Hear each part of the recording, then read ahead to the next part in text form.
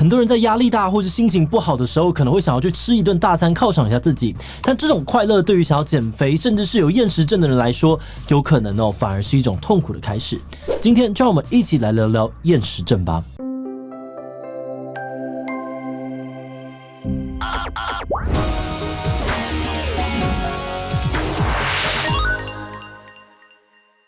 嗨吼，大家好，我是志祺。为了追求健康或是良好的体态，很多人每天心心念念的一件事就是减肥。在减肥的路上，我们最难度过的一关除了要运动很辛苦之外，就是自己内在那个怎么样也控制不了的食欲。所以对于很多想减肥的人来说，如果可以厌食一下，好像也蛮好的，至少就不用担心每天都想吃，根本瘦不下来。但你知道吗？这个想法可能很危险。最著名的例子就是曾经红遍全球的木匠兄妹乐团，妹妹凯伦长期受到厌食症所苦，对自己的体重也非常敏感，而在32岁那年就突然心脏衰竭过世。这个厌食症是什么？得到厌食症的人会怎样？对自己体重或是外貌很敏感，就会得到厌食症吗？在回答这些问题之前，按照惯例，先让我们来一段工商服务时间。最近志祺团队在招募厉害的新伙伴咯，我们想要征求全职的影片内容企划，跟我们一起追时事、聊议题、写脚本、发想节目企划，迎接各种经营频道会遇到的挑战。不管你有什么样的知识领域专长，只要你擅长写作，很会收集资料，逻辑清晰，具备独到的观点，而且乐于沟通，能把复杂的东西简单说清楚，那你就是我们希望能邀请到的人才。那当然，如果你已经有文字、影音创作或者是节目频道经营的相关经验，那就更棒咯。那如果你认同这一期新频道的理念，也想要加入我们的行列，那就赶快上我们的官网去看看职缺内容吧。厌食症的全名叫做神经性厌食症，是一种饮食失调的障碍。根据精神疾病诊断与统计手册第5版定义，患者会对于自己体重的增加非常的恐惧，导致他日常摄取的热量会低于基本的生理需求。换句话说，所谓的厌食症并不是患者一定都会失去食欲或者是讨厌食物，而是他对于摄取热量这件事情有非常大的心理压力，就算忍不住吃了很多的东西，也会努力想办法催吐、吃泻药、喝利尿剂，各种报复性的减肥或者是过度运动。所以体重过低，例如 BMI 小于17，常常就是最显著的症状。但实际上现在被诊断出罹患厌食症的人，还是可能有各种体型。在比较早期的统计当中，罹患厌食症的人有90%以上都是女性，特别是10到30岁的年轻女性。而在最近20年间呢，也有越来越多的男性得到厌食症。研究指出在西方国家每1000名女性，平均差不多会有将近30人罹患厌食症。而在1990年代，全世界每年大概有400人死于厌食症，而2013年这个数字来到了600左右。以15到24岁的女性来说，罹患厌食症的死亡率大概是其他所有死亡原因的12倍。有医师认为，厌食症可以说是死亡率最高的心理疾病。厌食症之所以这么的可怕，可能是因为它对于人所造成的危害有分成生理跟心理2个层面。在生理的部分，应该算是很好想象的，一个长期厌食的人，最后很容易就会因为营养不良出现各种症状，例如像是毛发稀薄或者是贫血无法集中精神、便秘、月经不规则、器官退化甚至是衰竭等等。大概有5到10% 的患者会在10年内，20% 的患者会在20年内死于厌食症所引发的并发症。像是木匠妹妹凯伦的心脏衰竭就是属于这样子的并发症。其实她在她人生最后的几年呢，就已经有在接受厌食症治疗，但长期厌食对她造成的伤害却已经不可逆转。她过世的时候，体重只有38公斤。那话说回来，为了追求理想的体态，厌食症患者也常常会做出伤害自己的行为，例如吃完饭之后呢，会把手指伸进喉咙催吐，所以患者的手部常常会有被牙齿刮伤的疤痕。而厌食症另外一个可怕的地方呢，就是在于它常常会伴随着忧郁症、自杀倾向或其他共病症一起出现。这些伴随的心理疾病，除了会让患者越来越难走出来，也可能会导致他直接选择走上绝路。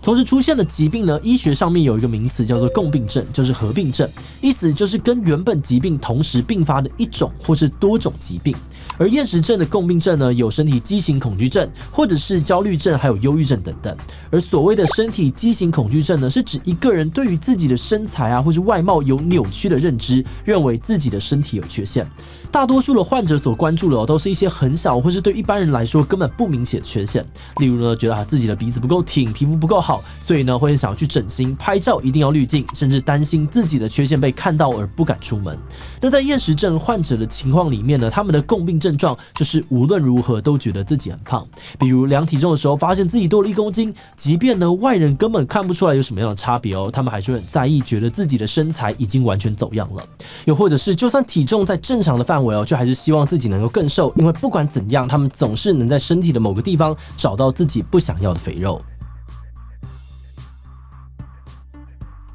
其他可能会出现的共病就是焦虑症还有忧郁症等等。焦虑症、忧郁症的患者跟厌食症患者一样，会有无法控制的想法，导致他们会用伤害自己的方式去宣泄或者是调节自己的痛苦。而这些令人痛苦的心理疾病互相影响，会使得患者认为自己跟一般人不太一样，甚至呢比其他人都还要烂，所以会觉得充满着孤独感。他们其实知道自己挑食、节食、暴食、催吐、自残的行为其实偏离了常轨，但他没有办法控制，所以只好躲躲藏藏，想办法避开别人异样的眼光。例如为了要减肥他可能会刻意的把食物分成小块小块这样子的这仪式性饮食，可是他又怕被别人笑，所以干脆就不出门跟大家吃饭，或就算去了也会把食物藏起来，事后再偷偷的丢掉，或是干脆催吐。于是一起吃饭这种原本应该是欢乐的社交活动，反而对他们造成了很大的压力，常常会心不在焉、疑神疑鬼，而久而久之他们可能会跟一些朋友渐行渐远，或是难以在新的环境当中建立人际关系，形成一种恶性循环。好的，那说到这里相信很多人心中可能都会冒出的问题是，所以一个人为什么会得到厌食症？如果我也正在减肥，要怎么样避免自己变成厌食症呢？虽然过往的统计指出容易罹患厌食症的人通常是年轻女性、模特儿、表演者、运动员，但现在会罹患厌食症的族群开始有越来越广的迹象。而导致厌食的成因呢，第一个最容易想到的就是流行文化当中的瘦即是美的观念，尤其修图软体的普及又让人们对于特定体态追求更加的迫切，而社交网络呢，也让人容易拿自己的身材跟别人做比较。那当然，这些焦虑或是厌食症不会只从网络上面来。如果一个人的爸爸妈妈、兄弟姐妹或者其他的同侪曾经在成长的过程当中嘲笑或是批评过他的身材，那他对于自己可能就会比较没有自信，或是把这些不一定实际的期望内化成自己毕生追求的准则。而第二个，一个人本身的个性也可能会引领他走往通往厌食症的道路。日本东京大学的医学教授表示性格认真的人做事时呢，常常是这个完美主义者，在遇到失恋学业、事业压力大，或者是亲人过世等等的变故的时候，因为觉得很无助，就可能会把他的控制欲转移到自己的饮食上面。另外，基因的遗传也是影响分子。针对同卵双胞胎进行的研究指出，一个人的双胞胎兄弟姐妹如果患有厌食症，那他罹患厌食症的几率高于双胞胎兄弟姐妹没有厌食症的人。好的，那说到这里，大家应该可以发现，引起厌食症的原因其实很复杂有些是个人内在的特质或基因，有的是来自于外部的压力。但总结来说，如果一个人有严重的外貌、身材、体重焦虑，如果没有经过适当的处置，那最后确实很有可能会出现厌食症。因为厌食症同时会影响患者的身心理健康，而且成因复杂，所以治疗的方法也很多样。最大的目标呢，就是想办法让患者恢复正常的体重，减少并发症的几率，而同时也要治疗其他的共病症，协助患者减缓一些有害自己的惯性行为或者是认知。而这个过程通常会需要家庭医师心理医师以及营养师的配合。而就像很多心理疾病一样，厌食症也是日积月累发展而成的，所以康复一定会需要时间，而且康复的过程通常也不是线性的，可能会反反复复，也可能需要好几年。所以对于有厌食症的自己或是家人朋友，大家一定要有耐心。那如果你发现自己有出现厌食的迹象，最好的做法就是直接去咨询心理医师，因为厌食症患者的内心是无止境的在跟自己拔河，认知上自己知道均衡饮食长什么样子，健康的行为是什么，但是呢，却还是有很多的焦虑会让自己做不到。所以这个时候来自于专业的治疗或是旁人的支持就非常重要。那如果你发现身边的亲友有厌食的症状，专家建议你第一个要做的事情就是不要否认他的认知。例如，面对一个减肥到走火入魔的人，跟他说你都已经结婚了，不要那么在意身材啦，或是你也没有特别瘦啊，应该没有厌食症啊，这些通常只会让患者感觉更无助，越陷越深。而相对来说，最好的做法呢，就是同理他的痛苦，想办法鼓励对方去寻求专业的协助，然后扮演着陪伴者的角色。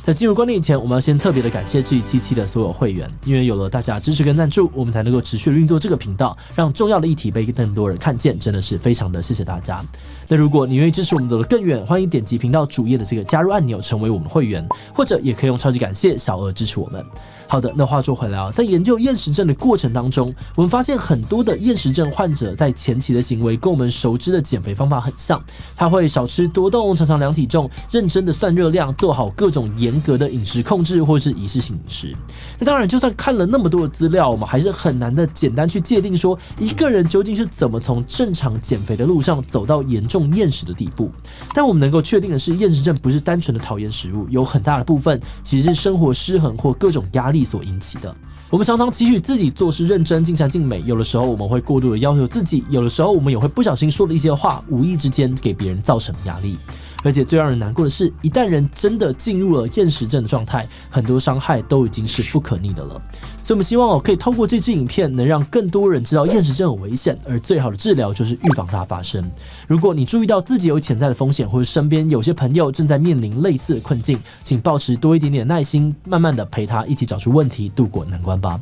好的，那最后想问大家，你有过厌食症的倾向吗？ A 没有，我对自己的身材接受度很高，好或不好都无所谓。B 曾经有过，但后来慢慢走出来了。C 有，我现在呢就正在经历这样子的煎熬。提其他留言分享你的想法或指导的案例吧。最后，如果你觉得今天的这支影片很重要，欢迎分享出去，让更多人知道什么是厌食症。此外呢，也可以点击这个地方看看焦虑症以及修图和容貌焦虑的相关影片。那么今天的这一期就到这边告一段落，我们就明晚再见喽。Hello， 大家好，我是张力，我是美食队芊芊，这是皮亚哥，我是志奇，我是徐波，我是吴子。有 Walkie Boys。哈密 Video Cat 网红馆发烧强片14天抢先看，恰恰，独家喜剧大片会员无限看。Look at me， Look at me， 都烂人呐！他们